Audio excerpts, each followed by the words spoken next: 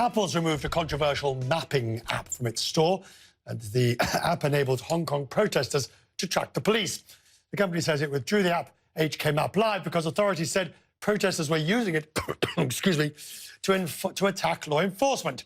Apple has also just taken down the business website Quartz from its store in China over content concerns. Quartz has been covering the unrest in Hong Kong closely too.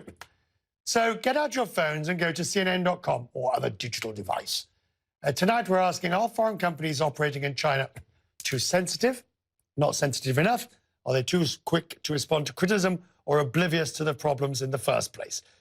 Foreign companies operating in China, too sensitive or not sensitive enough to criticisms and that. Now, Hadas Gold is here. This is a real mess because companies find themselves in trouble by accident, and it seems to then run up against Western values. By accident, just by hosting what might seeming otherwise just be a map service, by just running news. But this is the constant sort of delicate dance that you have when you're doing business in a place like China.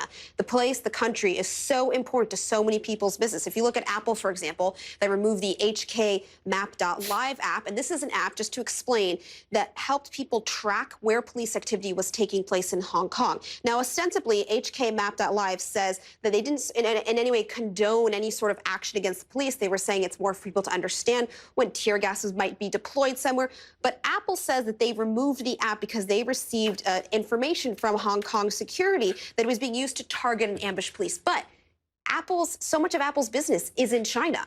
So they have to be aware of this, and that's, I think, part of the reason why they're removing this app. No. But see, that's the point. You know, Apple is saying that is not the reason. Right. Apple is saying the reason is because of these other law and order issues.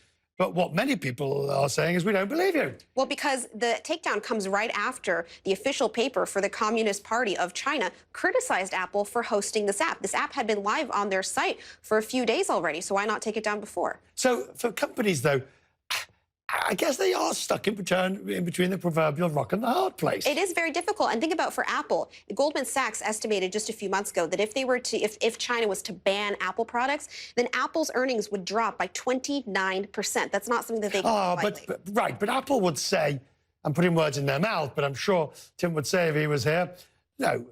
We will walk the narrow line, but we're not going to abandon our values. The NBA, Adam Silver, was very clear. You know, we'll take the punishment as it comes.